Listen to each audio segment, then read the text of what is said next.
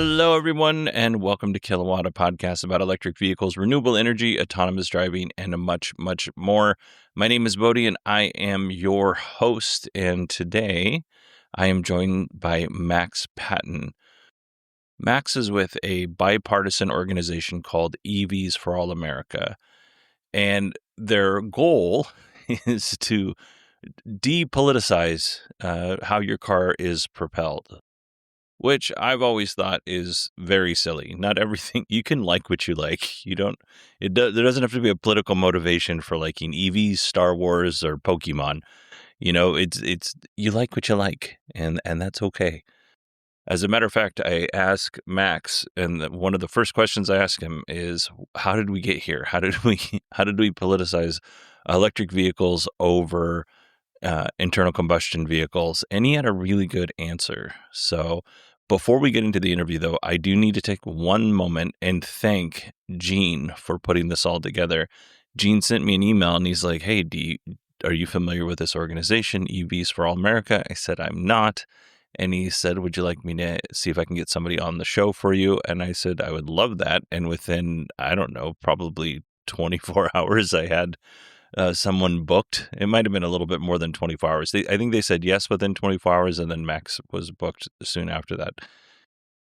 This is a really fun conversation. And if you're thinking that this conversation is going to end up being political, while we talk about political opinions or political ideologies, what we're really trying to do in those situations is set up why somebody might think this way or think that way. It's not to advocate for one political viewpoint over the other. All right. So big thanks to Gene. Big thanks to Max. I really think you're going to enjoy this episode. Let's go ahead and welcome Max to the show. Thank you, Bodhi. My pleasure to be on here.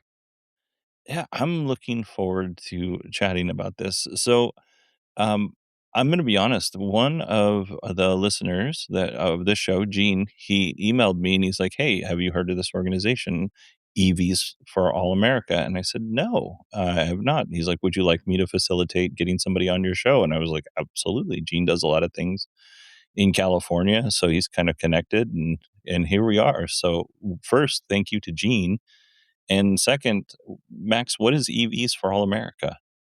Sure. Well, I'll give also a shout out to Gene. Thank you for making that connection.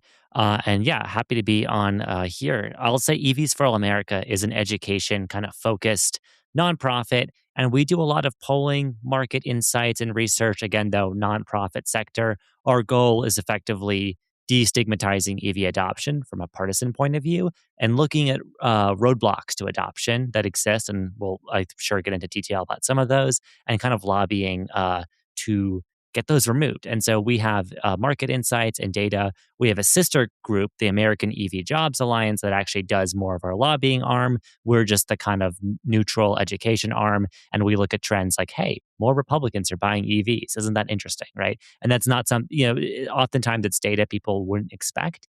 And so we, get written up a lot in news stories. And we actually have a podcast we do that I host.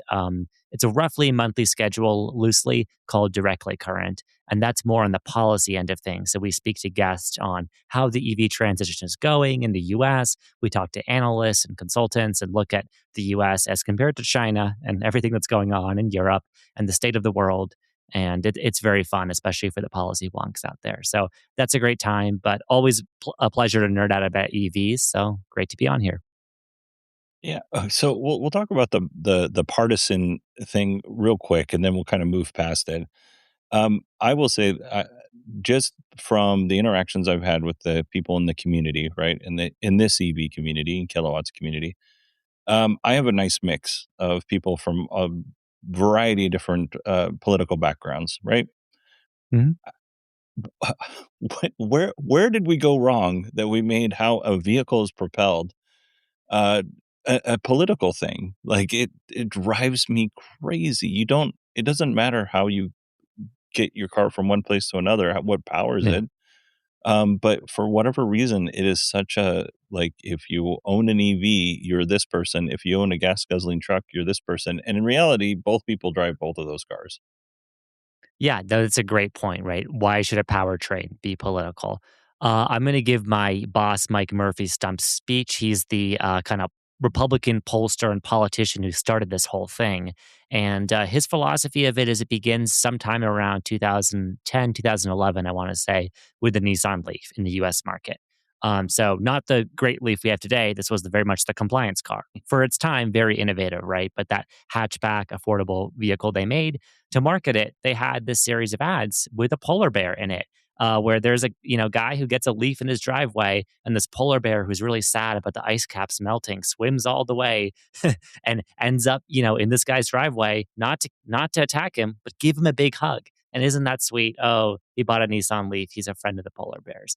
And my boss Mike loves to point out that ad as just a moment in time of showing, hey, particularly in the early days of the EV transition, who were you trying to get? You were trying to get the Prius customer. You were trying to get the left of center kind of progressive folks who believed in climate change. It's not to say, climate change scientifically, objectively, I think many listeners of your show, regardless of their political orientation, can see what is in that. Unfortunately, in the US, we don't have a partisan consensus on it. Like, I don't think it's a partisan issue in lots of the rest of the world. In the US, it is. And I think companies like Nissan and Hyundai in the early days didn't quite understand that. Because if you talk to them in Korea or Japan, they would say, "Oh, climate change is not this polarizing thing." Here in the US, as all of us US listeners can probably relate to, it is polarizing. Probably shouldn't be, but it just is. And unfortunately, the EV movement very early on got caught up in this idea of kind of a holier than thou, like greenwash marketing and saying, "Oh, EVs are great for the environment, aren't they?" And like, I happen to think, yeah, they are better for the environment. Even if you have coal power generation, there's been studies that show, oh, yeah, EV powertrains are more efficient. So we don't need to litigate that. I believe they are. However, there's so many other benefits, including cost of ownership, driving experience, and other things. And we saw Tesla's success in the early days was largely deviating from the environmental trend and just saying, hey, this is a great vehicle. We want to lean into that and hope the rest of the industry really adopts and sees that. I think they have come around on it, but we still see at times a partisan divide that I'm happy to go into more detail on. Have you noticed a shift in just in general in politicians when it comes to their um I guess their I guess it would be more kind of Republican politicians if we're talking about the dismissal of EVs, but have Mhm. you noticed a shift in the last few years? Because I'll be honest, I went from in 2000 and whenever the Roadster came out, what was it 2012? Yeah. I was sitting in a bar with a friend of mine who was my captain at the time, my boss, and he sees it. Elon's on TV, gets in the car, drives away. He's like, "That'll never last." And I was like, "No, no, I think this is there's something to this." And I'm going to use him as a bellwether, right? Uh, Yeah. Very conservative guy. Drives. He owns a painting business. Still owns a Mhm. painting business. He drives an F-150 Lightning. He's had Mhm. several in his the time that I've known him. Um, he went from "That'll never happen. This is a stupid idea" to now we talk about like he knows what an E-Rev is. I mean, Yeah. he's a 70-year-old man who had no interest in EVs when I met him, and now he knows what an Um, E-Rev is, and he's asking me questions about whether the new F-150 Lightning E-Rev will be good for his business and save him money. hmm. So, I think there has definitely been a shift, but we're still not there. So, have you noticed anything in the political space with the politicians where there's maybe somebody who is an ardent uh, detractor of EVs has kind of mellowed on that a little bit? Yeah, that's a great point you bring up there. There's so many of those anecdotal stories of people who, regardless of their politics, just drive an EV and through word of mouth, suddenly it's their favorite thing, especially folks in the contracting realm. Turns out electric trucks with the power export, all that stuff can actually be really good. Even if they have their limitations still with towing, that's not the only thing people do with trucks. So I would say, yeah, a lot of this is a little bit overhyped in the media. Republican politicians have actually been mixed on EVs. You're right that the stereotypical conservative perspective has been, oh, EVs were Obama mobiles, then turned Biden mobiles, right? It became politicized in that way. And so it became kind of normal for Republicans to just bash on EVs because that was something for the libs. That's changed a little bit in the sense of what you actually saw in the period of the early 2020s, I guess the first part of this decade now. It sounds weird to say, but there Mhm. was a huge investment in factories and battery plants, particularly in the Southeast. And a lot of that has to do with taxes and, not having to be subject to union laws. But for better or worse, lots of companies decided we're going to invest in America. And of course, there was some incentives and there were some government pushes like the bipartisan passed Infrastructure Reduction Act to do that, basically giving huge tax credits and incentives for companies to invest in America, particularly as they went about in the next generation of transportation, building EVs, both the batteries and the trucks and the cars themselves. You saw, huge plants like Hyundai's plant in Georgia. Kia has one there too. Ford's huge Blue Oval project in Tennessee.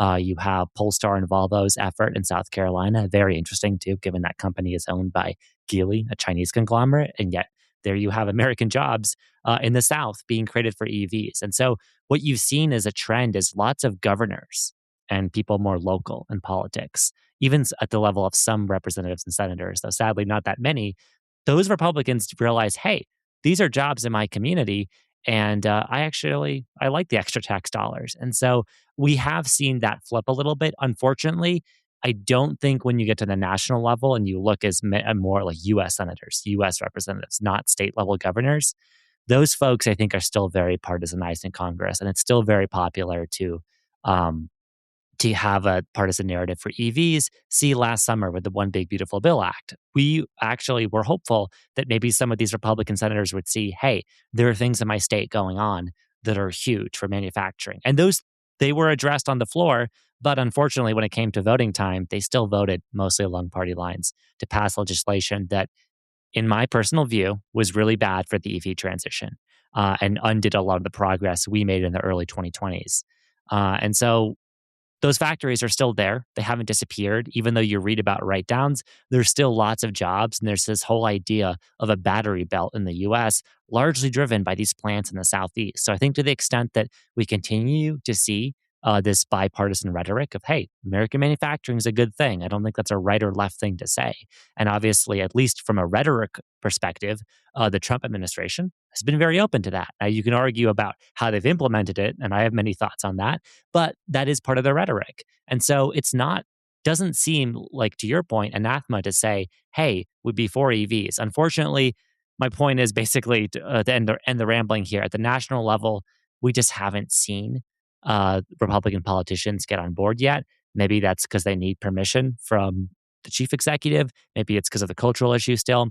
It's warming. And you're right at the individual level, folks who have owned a Lightning, folks, just normal people, I think, understand this the more experience they have with EVs. Unfortunately, politicians, particularly non local ones, still don't. Governors, it's a different story. I think they're more on board. Mayors, totally on board. But again, it's very specific, right? If people have an economic benefit and they can realize it, they'll see it. If they can drive the vehicle for themselves, they'll absolutely see it. Yeah, and I mean, at the national level, it's also easier to campaign off of a boogeyman, whether, you know, it's the right or the left. Somebody's gonna be the boogeyman, so, if you're making the boogeyman EVs, voting for it, it maybe is not, in your best interest personally. Yeah.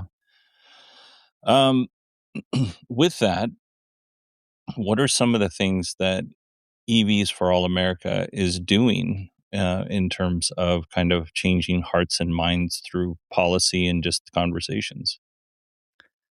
Just information. So we do a lot of polling, and I'll give a link to you to share with your listeners for this episode to the work we do on our website. But we release lots of basically what are like focus groups and market studies that we get using polling methods that my boss used back in his days in the purely political sense. Now we use it from a market perspective of figuring out who's buying EVs, who isn't, why are they buying EVs, why are they not.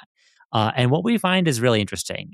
Beyond the partisan angle, we've actually seen that healing a bit in the sense of, particularly with Elon's whole adventures and stuff, that actually has made Tesla owners in particular much more 50-50 Republican Democrat. So even though a lot of left wing people were really turned off by Tesla now, very anti Elon because of Doge and all of that stuff, what we actually saw And we confirmed this with a recent guest on our podcast who has a separate consulting firm, Auto Pacific. Their data also showed this. Tesla has moved more right in the sense of their customers.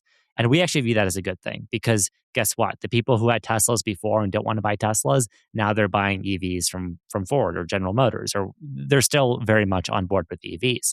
The people who never thought they would have an EV, maybe they want a Cybertruck now because that's become the thing in their red county. And so we actually see that as a good thing in the sense of, hey, not every vehicle is going to be for everyone, but there is some interesting kind of um, brand opening up there.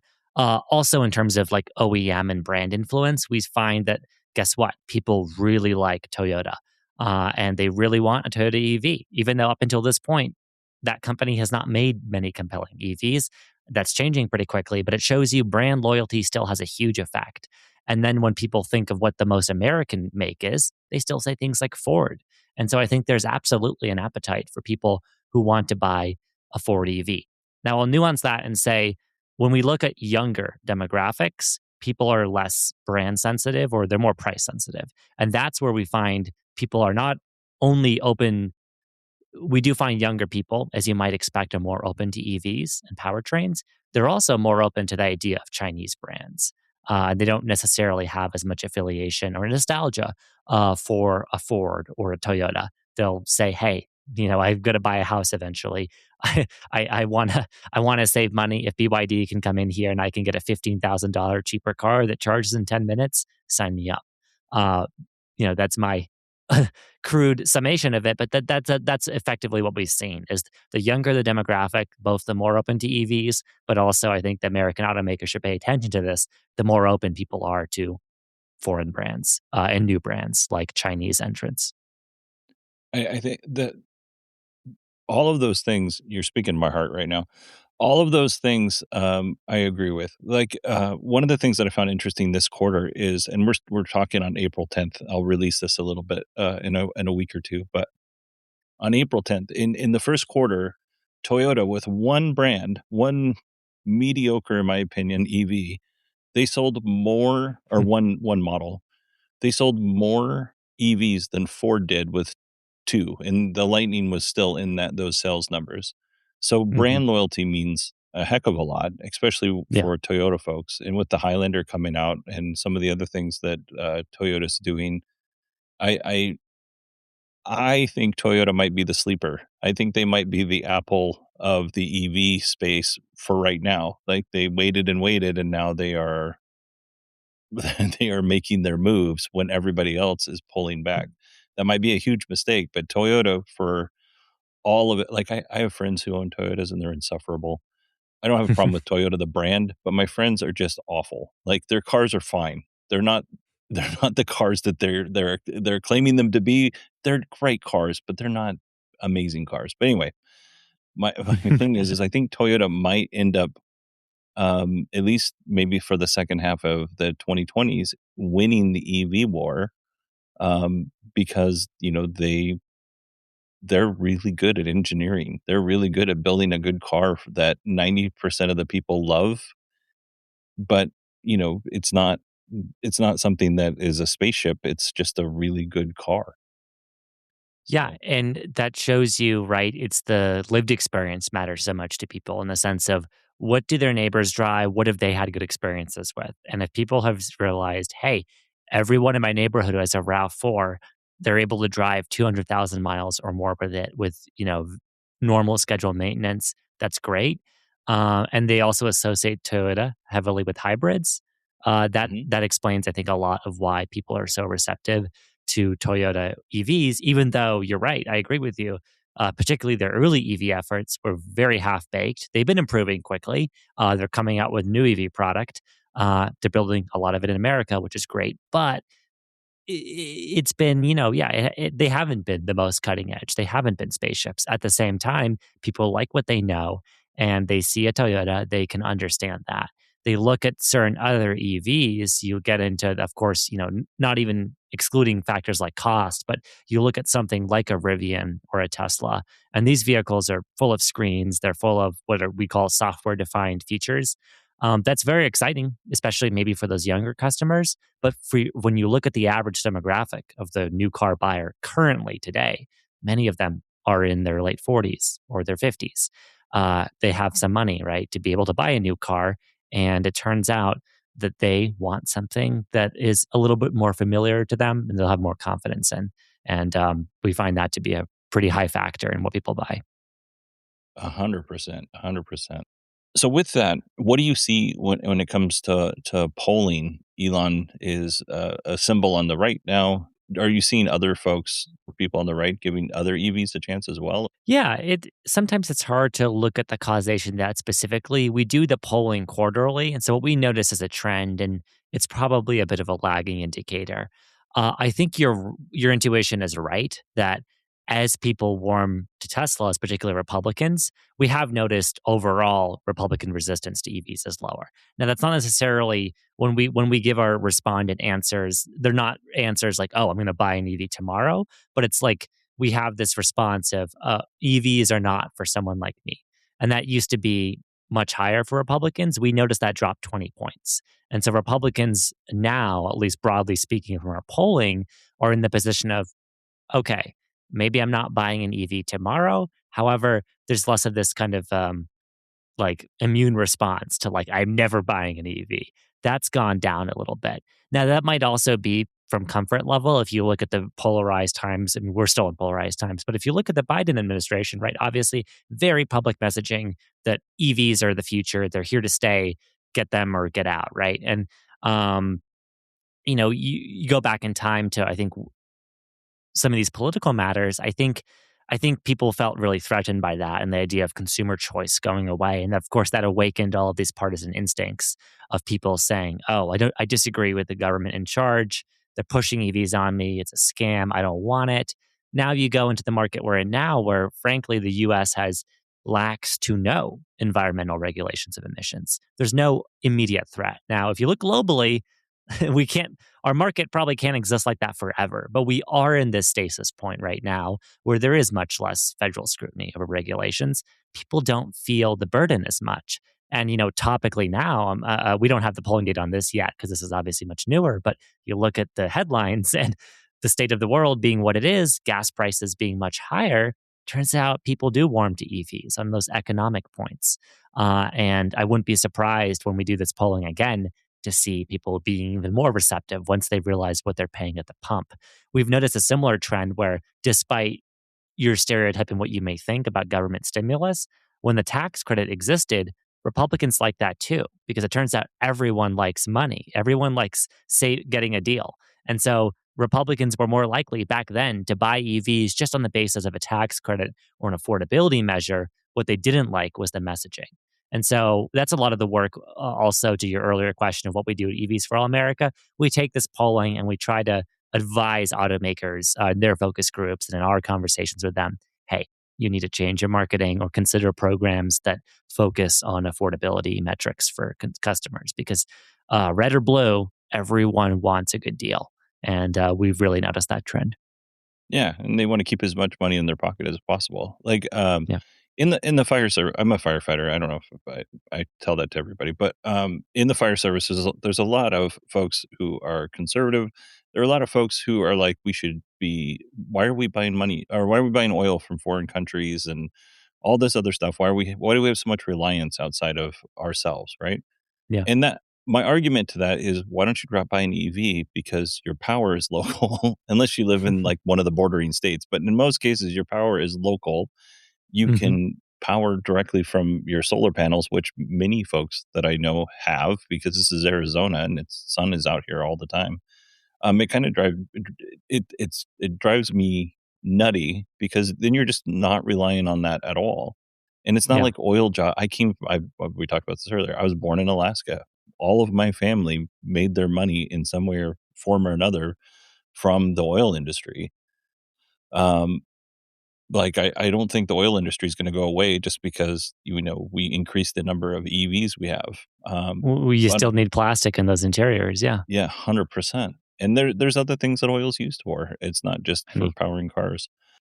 What's one of the things that kinda when you do the polling, what's one of the things that has surprised you? when it comes to just kind of looking at what the sentiment around EVs, when that can come from either party's side. I would say the thing that, I mean, the partisan gap is surprising. I think the generational divide is also illuminating. Another thing I'll say is also the knowledge. And it's the sense of, and this is some of the other work we do. A lot of this is based off, I think there's now an industry term for this. It used to be range anxiety. Now it's the charging anxiety.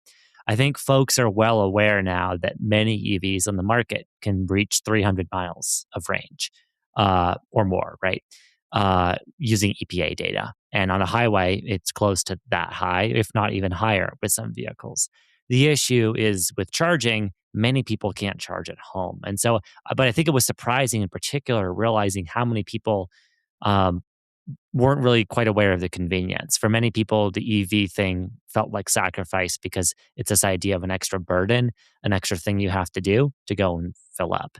When you tell people how home charging works, they love EVs. And maybe that feels intuitive, but I feel like the industry hasn't reckoned with this enough. And I do want to give another shout out to Ford, who I think a year or two ago started the program of giving people EVSEs or charging equipment for their EV when they bought a Mach-E or a Lightning. RIP, discontinued for the moment, right? But when they buy a Mustang Mach-E to this day, still you can get a charging equipment from Ford free of charge. Not just the equipment itself, but they'll cover reasonable electrician install costs, barring if you live on a ranch with like 10 miles of conduit, right? But like up to some reasonable limit, they will pay for your charging install. That is a huge adoption barrier. And it's something I think the industry still needs to do a better job of. We've done a great job, I think, of selling people on like, oh, this truck is fast or has lots of range. And the new affordable stuff is exciting. Can't wait to see the next generation of products. But guess what? You can put someone into a last generation, lesser technology EV, and they'll actually, I think, be happier. This is my opinion. If they have home charging versus giving them a state of the art EV, but they have to go to Electrify America every week or twice a week, depending on how much they drive. The convenience factor of home charging is huge, and some of the work we've done, specifically in California, has been looking at policy measures to actually break that down. Because when you think of folks who live in what's called multifamily units or like condos and apartments, many of those people cannot uh, do the overnight charging thing because their landlord doesn't know what to do. It's hard to get it permitted. There's all these barriers to installing that when, frankly, particularly what we call level two charging in the nerd sphere or like that kind of overnight EV charging, that is not that expensive to install compared to DC fast charging. And we're of the opinion we need much more of it. And I think some of the polling data bears that out, that the convenience of home charging is a huge barrier. And once you get over that hump, people are way more willing to go into EV.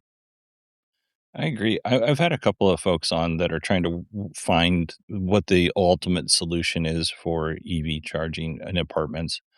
And one of the things that I think is mm, one of the things that kind of out of the gate, like if you have an established apartment complex and you want to have this space in on the property that this is reserved for EVs, but it's really far away from the panel, and then you want more space than what your panel can handle, and Mhm.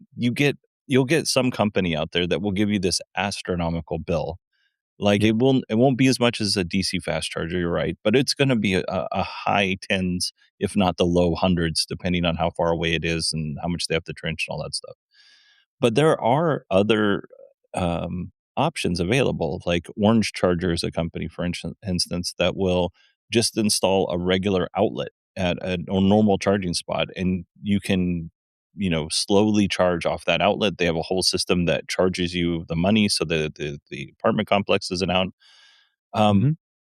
is there a kind of a better way to get the information to property owners or property managers that yes, you can do it the way that this company who wants to charge you $90,000 to install 5 chargers, you can do it that way, or you could actually work with some of these other companies that have found a more reasonable and more affordable way of doing kind of the same thing. Maybe you don't have one area for charging, maybe you have multiple areas for charging, and maybe they don't charge at 48 amps, maybe they charge at 20 amps. Yeah. I think it's important to be technology agnostic. To your point, there's companies like Orange, and I think there's also Pando Electric. There's plenty of folks who are doing really innovative things in making installs cheaper by not overbuilding or by challenging assumptions of what people used to have about level two, sharing power more intelligently. Grid distribution is a big bottleneck with our aging grid in lots of areas of the country, including urban parts of California, where you think lots of people will be ready to adopt EVs, but they can't yet because of this multifamily bind. And so I think, yeah, being open minded to technology is important. And to that extent, what we want to do is when the state helps, let's say, subsidize an install or make it easier with permitting, there should also be some guidance or some flexibility that allows for different kinds of technologies. It doesn't say, oh, you must install this 48 amp charge point unit. That'll be $6,000. Thank you very much. This industry, yeah, a lot of people will pad their pockets for sure. And we're not against pocket padding. It's capitalism. And so I think to the extent that you can have policy levers that work, incentivize the electricians to want to do this. Because let me tell you, if you get the electricians and the installers who are unionized or whatever your state priorities are, but if you get them on board and you incentivize them heavily to do this, they're going to do the sales pitch themselves. And suddenly the landlord doesn't need to worry about it because he's going to have people knocking on his door saying, hey, I can do this for this bid, XYZ. And we want to make it easier for the tenants too. And one more thing I'll say in the polling data is we found it's people aren't against, they don't expect free charging. They're willing to pay for it. And many of these apartment folks already pay like $100 a month for parking. We found in general, people are willing to pay about $35 a month for a flat rate for charging, not including the energy, just for the convenience of having a charger in their spot. Then you tack on the energy cost and charge something reasonable. Let's say in California, energy is more expensive, the neighborhood of 20 to 30 cents a kilowatt hour with maybe some off peak accommodations. People are fine with that. That's still a lot cheaper than fast charging. And you can imagine, uh, in Arizona or Colorado or elsewhere in the US where we're blessed with cheaper electricity, it's an even better deal. People can save a lot of money. And so I think innovative solutions are great, but from a point of policy leverage, you want to just kind of get on board with getting the installers and getting the labor to want this because that's the big bottleneck. And right now, they have to deal with so much permitting and the way the regulations are written in certain states. A lot of the incentives are really only equity driven, which is fine. Like it's based on income. But when you think of, let's say, a pragmatic environmental standpoint, if you're a state and you want more people driving EVs to drive down emissions, does it really matter how much income they have? Or does it matter that they can get a charger if they live in their luxury condo or if they live in a rent subsidized condo? Doesn't really matter. They should all have charging. That's our take on it. No, I think that's great. I think that's great. One, it's funny that you say get the electricians on board because every single person I've had on to talk about charging infrastructure, they say, "Well, we're making money, but it's really the electricians that make all the money." And I don't know if they're really pushing that off onto the electricians. My dad was an electrician. I know that Mhm. electricians make good money. But on the other side, it's just every single company that comes on to talk about what they're doing, they're like, "Oh, well, the electricians, they make all the money." So, I mean, Yeah.